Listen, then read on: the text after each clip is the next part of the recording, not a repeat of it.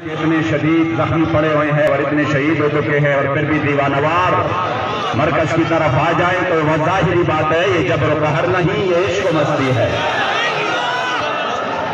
आप लोग अब मैं जो मुज़ाकरात की रिदात का है वो उसके इख्तिताम की तरफ आ रहा हूं।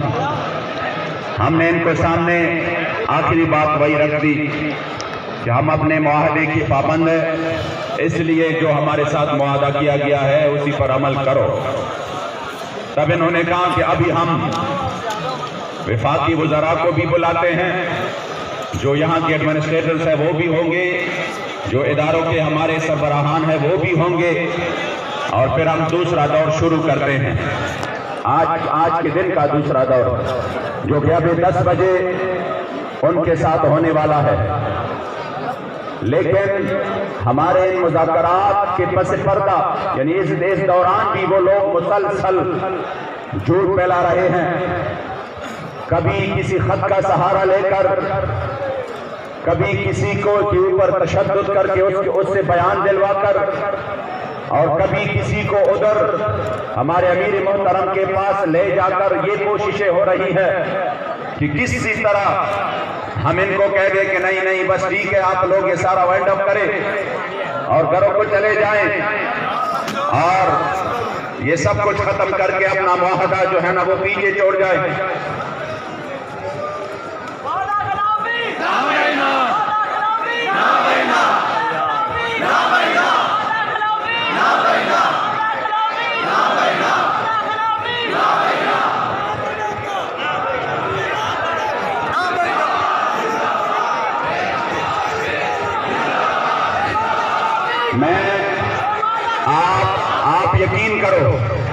आप यकीन करो इंशाअल्लाह तारीख में ये बात याद रखी जाएगी। आज भी आपके पंजाब के गवर्नर ने खुल के कहा कि खुदा की कसम मैंने तो ऐसे लोगों को कहीं नहीं देखा। हमने कहा क्यों? हमने कहा गवर्नर साहब क्यों? उन्होंने कहा अभी तक तो आपने किसी दूसरे इशू पर आप पर FIR है, आपके ऊपर शुरा के ऊपर भी 302 की FIR है, आप पर शेड्यूल 4 है, आप पर बड़े मुकदमे बन चुके हैं और आप कलादम है, लेकिन आपने न अपने FIR का रोना रोया न शेड्यूल 4 का रोना रोया। मेरे सामने आपको मुसलसल की बात कहे जा रहे हैं कि फ्रांस के सबीर का क्या होगा।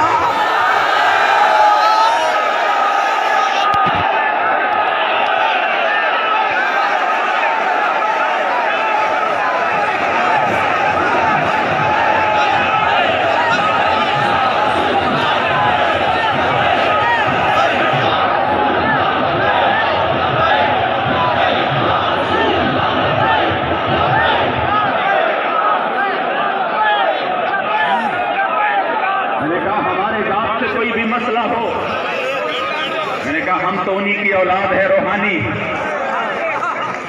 कि जो 104 बुखार के साथ जब मैदान फैजाबाद पे तशरीफ लाए तो आते ही फरमाया कि मेरी तबीयत बहुत खराब थी।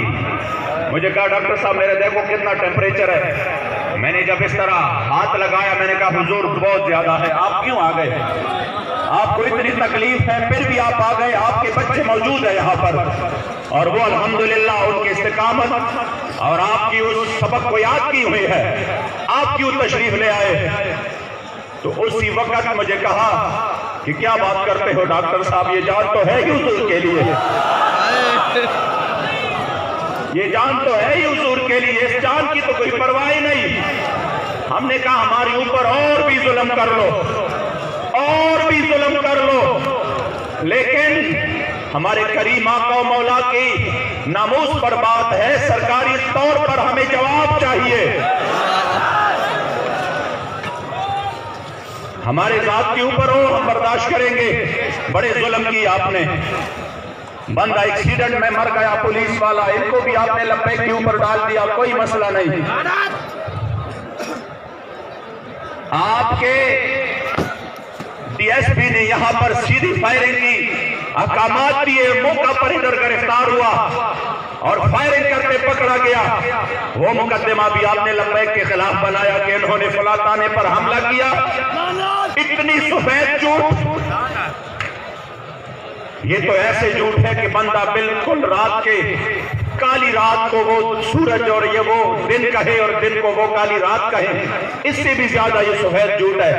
फिर भी हमने कहा चलो वक्त आने वाला है इंशाअल्लाह, तो एक एक बात का हिसाब लेंगे आपसे। लेकिन हमारे मुआहदे का क्या हुआ?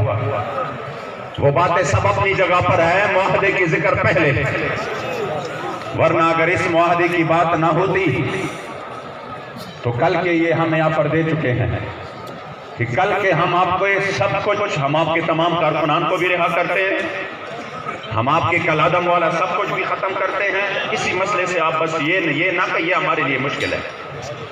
हमने कहा हम इसी मसले में हमारे साथ बात करो। ये जो हमारे शहीदों ने खून दिया है जिस मसले के लिए, और ये जो बीमार पड़े हैं और जिन्होंने हुजूर के इज्जत आबरू के लिए अपना सब कुछ पेश किया हमारे साथ, और ये आप यकीन करें खुदा की कसम, इतनी बड़ी कामयाबी अल्लाह ने तहरीक को दी है कि पूरी दुनिया में इस वक्त नामूस रिसालत के मसले की चर्चे हो रहे हैं।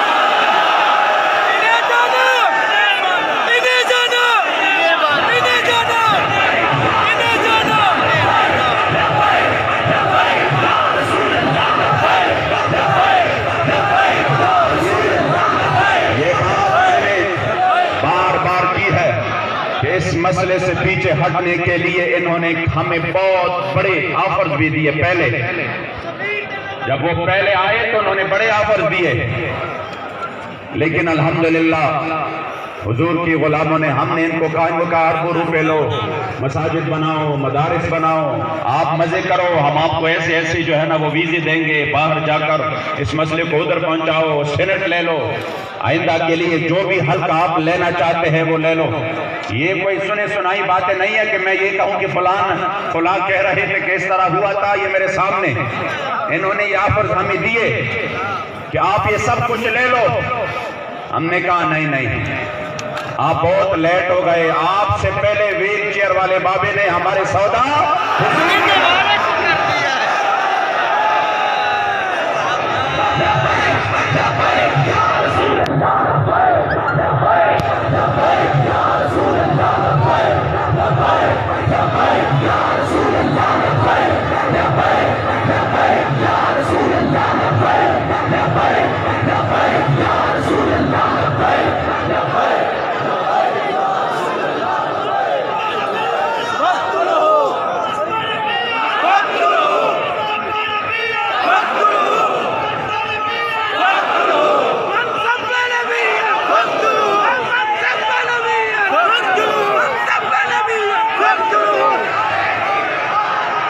यकीन करें।